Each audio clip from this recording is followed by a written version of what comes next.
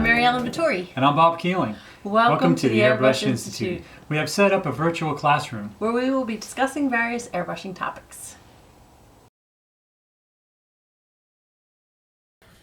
Good day. The virtual classroom is in session. Today we're going to be talking about different kinds of airbrushes.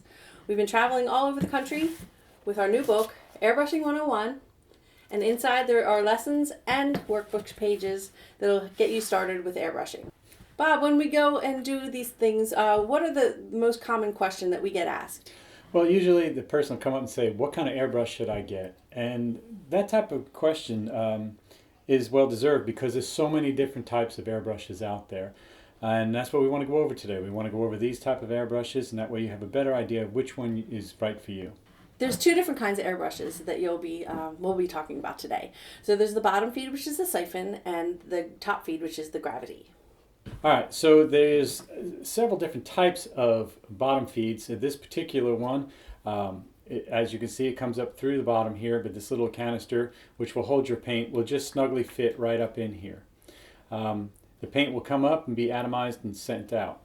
The other style, different brand, they have it where it's a twist, so you just twist it in and twist it back out. That gives you a little bit more support, and it makes for a nice brush. You have all different size containers. You have small, and this one's out of glass, this one's out of plastic, and then you can even go with the very large size. From what I understand, the different colors of the plastic makes a difference. If it's glass, that's great, it'll hold solvent or waterborne paints.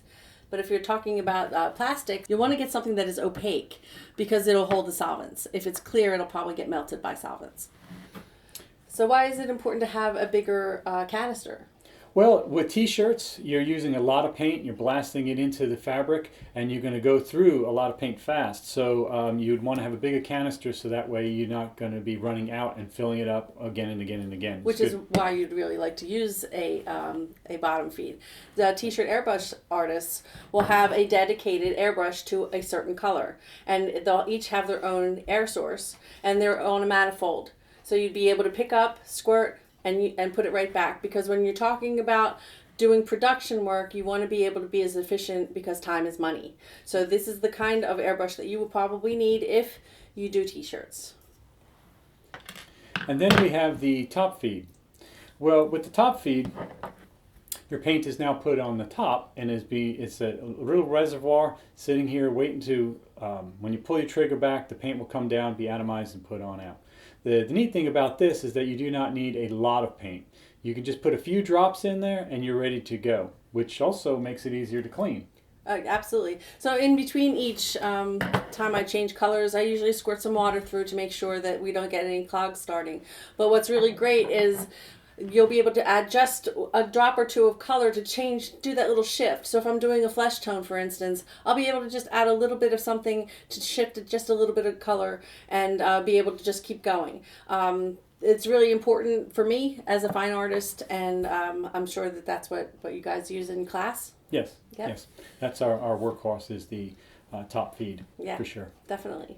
The other kinds we'll just mention is a side feed airbrush. This is a siphon fed, but it's got a side bucket. So what happens is you'll be able to look right down the barrel, right into your artwork. You're not obstructed by the cup. Also, it allows you to pivot up or down. The actual cup will pivot so that you're not spilling paint as you're working in strange surfaces. So that is the other kind that we just wanted to make sure we mentioned. Right.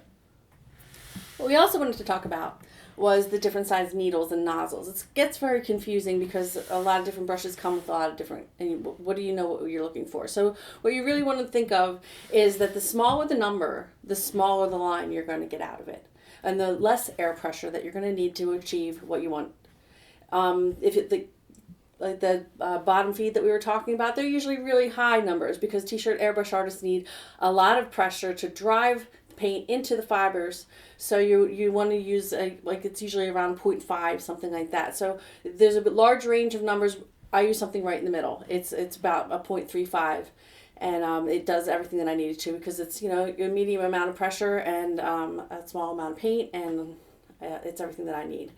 So if that helps you at all with gauging what kind of needle that you think you need, but you're not locked into just one thing with the needles and nozzles. So tell us about that. Well, some airbrushes come with several different sets of needles, and there's this little brass piece up here which is mated to the diameter and the angle of it. So, and these come as a set, and you should always use them as the set, never mix and match. One of the reasons is that you have the brass piece that has that angle to it, and your needle will fit right in perfectly. If you use a different one, either be too wide or too small, it's not going to fit in there correctly. You're going to get blow by, or you're going to end up ruining the brass tip. So you should always use them as a set. And if you end up using the wrong ones, you could ruin your needle and the brass piece, in which you're going to have to buy all new sets anyway then. All of these can be covered in our book, Airbrushing 101. Thank you so much for being here today. Thank you for being here. Now that you have experienced some fun with the airbrush, you will want to get our book, Airbrushing 101. Airbrushing 101 is a book that Bob and I have written together. We've taken all of our knowledge from all the times we've taught, and we've made it into a complete intro to airbrushing class in a workbook form. Inside, you will find all the basics that you need to get started, some of which you've seen here on our videos. And then we get 50 lessons. Each individual lesson is cumulative, so you are going to build your skills as you go. We're going to start you off with some dots, some lines, the dreaded dagger stroke, some textures and some shading, and then 4 final projects in the back.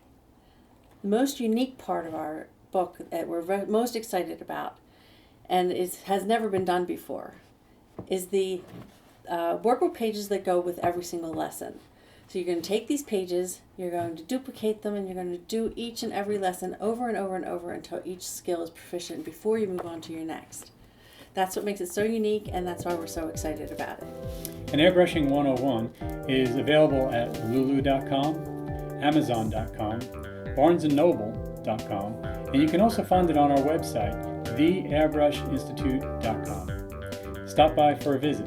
We'd love to see you.